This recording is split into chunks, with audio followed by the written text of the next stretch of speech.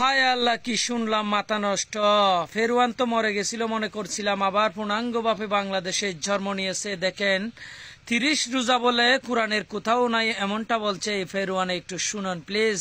30 রোজা কোরআনের কোথাও নাই। কোরআন এবং হাদিসের ব্যাখ্যা অনুযায়ী আপনি নিজে একজন মুসলিম না, আপনি তো একজন কাফির হয়ে গেছেন। আগে রোজা কি বুঝতে হবে? এখন আপনার সিরকির মেয়েগুলা কত কষ্ট করতেছে আপনার পেটের ভিতরে না খাইয়া। আপনি কিয়ামতের মাঠে এই সিরকির মেয়েগুলা যদি দাঁড়ায় কয়, খোদা আমি হোসাইনের পেটে ছিলাম, কাকরাইলের মোড়ে কত সুন্দর সুন্দর খানা দেখছে, এ খায় নাই, আমগরে কষ্ট দিছে, আপনি কেমনে জান্নাতে যাবেন বলেন তো সৃষ্টিরে কষ্ট দিয়া?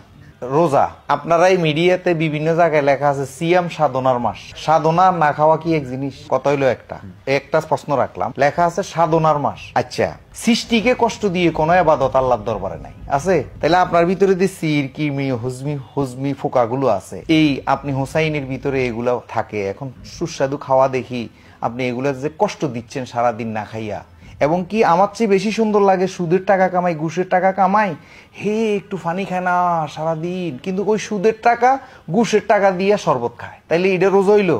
আগে রোজা কি বুঝতে হবে? এখন আপনার সিরকির মেয়েগুলা কত কষ্ট করতেছে আপনার পেটের ভিতরে না খাইয়া। এখন রোজা কি আগে সেটা বুঝতে হবে।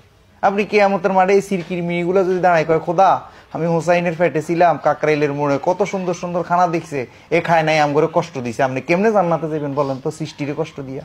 সারা পৃথিবীর কোটি কোটি মানুষ যারা মুসলমান, তারা পুরো দিনের বেলায় উপাস থেকে তারা রোজা রাখছে কোনো কিছু না খেয়ে আল্লাহর জন্য, তাহলে এটার ব্যাখ্যা আপনি ভিন্নভাবে দিচ্ছেন। কোনো ভিন্ন ভাবে না। শুনেন, এই দেশের মধ্যে যে ইসলামটা প্রতিষ্ঠিত হয়ে আছে বর্তমানে, সেই ইসলামটা ইয়াজিদের বানানো ইসলাম। সেই কারণে আমাদের সুফিবাদের সাথে, আমরা যারা অলিয়া উলিয়া মুখী, ওদের সাথে আপনাদের সাথে এই ইসলামের সাথে কোনো মিল ফলে না।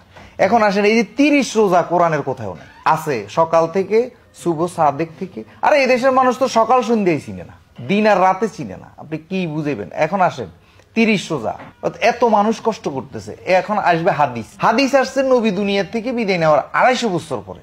নবী থাকতে যদি আসতো তো মনের বুঝাইতাম যে নবী থাকছে, দেখছে সব। আচ্ছা, শোনা কথার কোনো সাক্ষী আছে? আপনি শুনছেন এই খুন হয়েছে, এটার কোনো সাক্ষী নিব? যে নিব না। তাইলে এই হাদিস হইলো শোনা কথা গেল। এটা তাহলে আপনি হাদিসও মানছেন না নাকি? হাদিস শব্দের অর্থ হইলো কথা, তো কথা না মানলে তো আমি বোবাই থাকতাম। আল্লাহ রাসূলের যে কথাগুলো, বাণীগুলো, যেগুলো হাদিস বলি আমরা, যেমন আপনি এই যে আপনি বারবার মিফতাহুল জান্নাতি সালাহ কইছেন না, এইটা অনেক আলেমে কইতেছে এইটা হইলো গরিব হাদিস, এটা এই হাদিস কোন হাদিসে নাই। তো এবার আপনি কোথায় যাইবেন?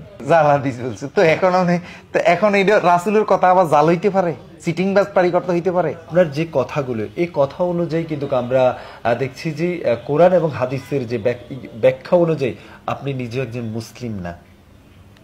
যিনি নামাজ পড়ে না তিনি মুসলমান কিভাবে হয়? যিনি রোজা রাখে না, আল্লাহর বিধান মানে না, তাহলে আপনি কোন বিধানটা মানছেন আল্লাহর? বলুন, কোন বিধানটা মানছেন আল্লাহ? আমি আল্লাহর বিধান মানছি হলো সৎ পথে থাকা, কারো ক্ষতি না করা, উপকার করতে না পারি, মিথ্যা কথা না বলা। আল্লাহর বিধান হলো এগুলা, আর কিছু না। আল্লাহর বিধান হলো মিথ্যা কথা না বলা, আপনার হাত পাও মুখ দ্বারা কারো যেন ক্ষতি না হয়, এগুলো হলো আল্লাহর বিধান। এরপরে সুদ না খাওয়া, পরের হক নষ্ট না করা, পরের নারীর দিকে কুনজরে না তাকানো, এই আল্লাহর বিধানগুলো। এই ভুল ব্যাখ্যার কারণে এই হিসাবে তো আপনি মুসলিম থাকতে পারেন, আবার অস্বীকার করার কারণে আপনি তো একজন কাফের হয়ে গেছেন, মুসলমানের জায়গায় নেই। আপনার দৃষ্টিতে যদি আমি কাফের হই, শকর বলে কেন?